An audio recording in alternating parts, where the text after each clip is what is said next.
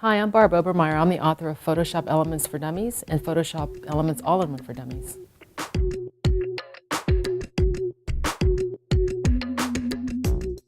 I think it has a lot to do with value. You get a lot of horsepower for $100, and it gives people one program where they can take care of all their imaging needs. They can enhance their photos, they can manage their photos, and they can share their photos online, and they can use their photos in a variety of print projects.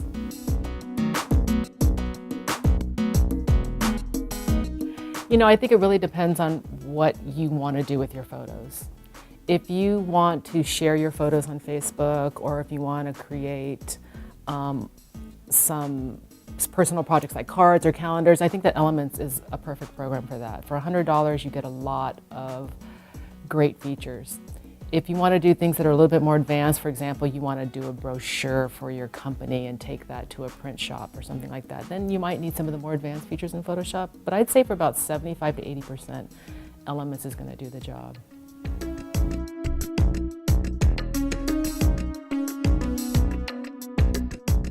I usually gravitate towards the practical features, and one of the best practical features in Elements 10 is the object search. So in the organizer, if you're looking for a particular picture that has a picture of a surfboard or a guitar or a dog, you can type that in and Elements will actually bring up all of those photos for you that you can then manage and catalog.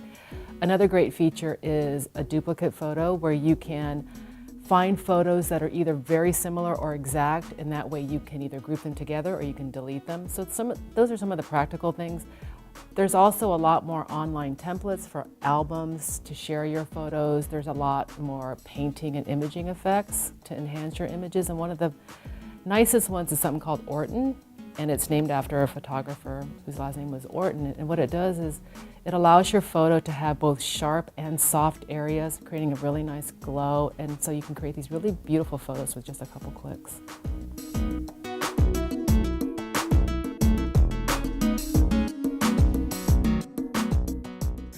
A reader should expect a book, first of all, that's really easy to understand, really easy to use, not full of technical jargon. It's not for a digital imaging expert. It's for anybody that wants to be able to go in, learn the program, and get what needs to be done. And the other thing that they can expect is they can expect a lot of visual examples of how to do things and the tools and the techniques that they'll find in the program.